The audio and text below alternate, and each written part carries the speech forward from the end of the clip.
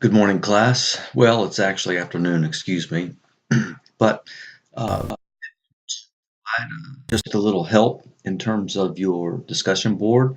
Kind of my approach to grading this year is going to be grading half of them on Monday and half of them on Tuesday. And so I've made my way through actually more than half.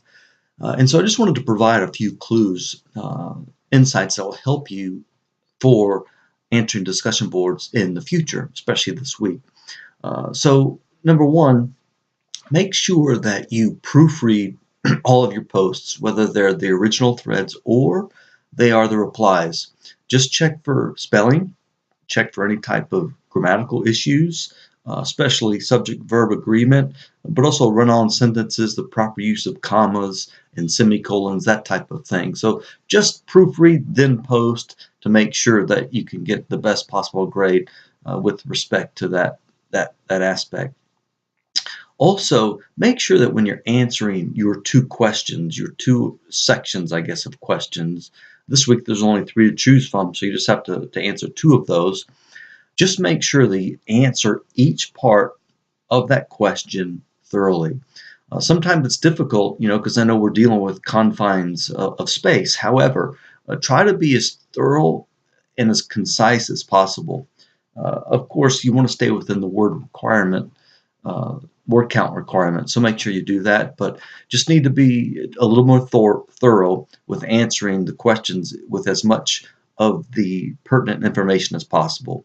And also with the citations, okay? Well, I want to emphasize the fact that for the original posts, for your original post, 5 citations, okay?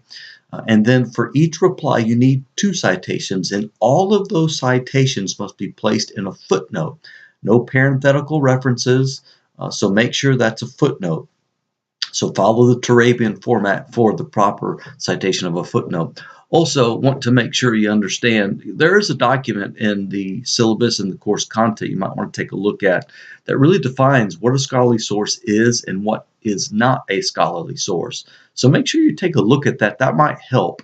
The Bible's, although of course it is the Word of God, it is not considered a source for this work. It can be cited, but if you're going to cite it, do so in a parenthetical reference, just right there in the sentence. So those are a couple things that I think will be important for you as you move forward. This week, man, a couple of important assignments. We've got our first quiz, and let me just tell you right off the bat, the quizzes are hard. The students find these to be one of the most difficult aspects of this course. So what I would recommend is that you first of course, read all the material. It's an open book test, so you can use your book, which is awesome. However, if you're not familiar with the book, if you don't know the answer to the question, you won't be able to find it. So become as familiar as you can with the reading material. Therefore, if you don't know the answer right off the bat, you can turn very quickly to where that answer is and you can find it. So what I, encourage students to do is, as you read through the material, obviously highlight what you feel is important, and then just go back and review all of that highlighted material. And I think that will really help you become familiar with the content. So that's just one strategy. So make sure that, you just study hard and do your best. And just make sure you read the instructions for the quiz. It is timed. And again, it is open book, but I think that most of you guys will do great. Just keep trucking.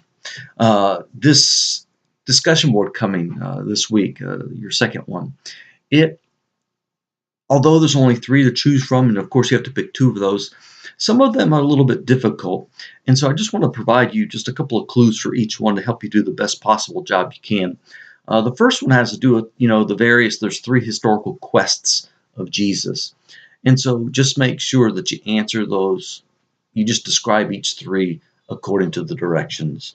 And if you can, mention a couple scholars that are really kind of a part of the quest.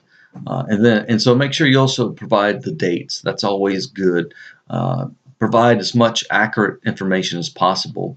But again, just making sure that you answer, sorry about that, answer each part of the question.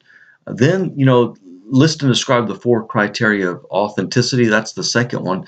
This is really straightforward. The answers are right in the textbook. So, if you just follow that and answer each part, you guys will do great on that particular question. Now, the third one has to do with, the dates for Jesus's birth and death, and also kind of a short chronology of his life. Now, students, where they really fall short on this particular question is they fail to provide the important data that help us to know what those dates are.